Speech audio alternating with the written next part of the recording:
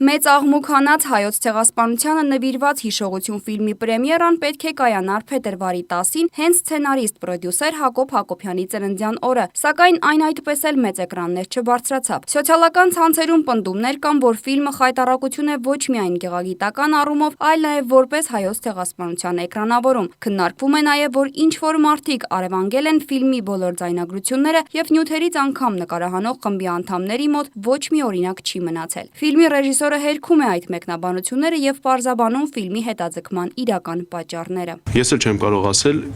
երբ է պրեմիերան լինելու, ինչի համար, որովհետեւ ֆիլմի պրոդյուսեր Հովանավորի հետ ես չեմ կարողանում կապի մեջ մտնել։ Ես իր իրավաբանի հետ զրուցել եմ իհարկե, բայց քանի որ իր առողջական վիճակն էլ այդքան էլ լավ չի,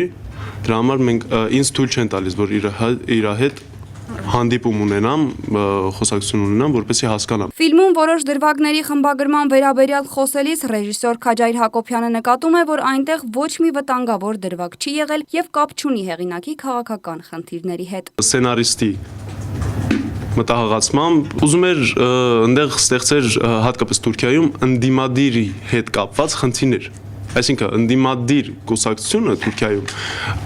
խնդիրներ ունենար կոնկրետ Էրդողանի հետ։ Դա նպատակ է ունեցել այդ հատվածը ֆիլմի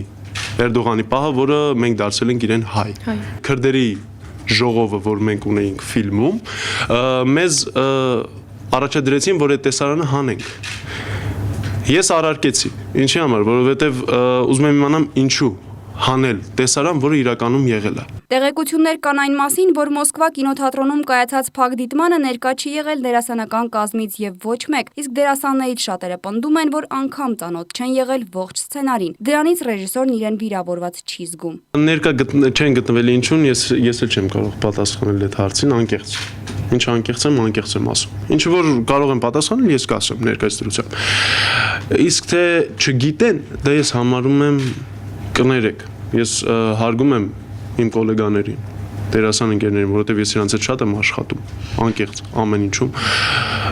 Ես դա համարում եմ սուտ,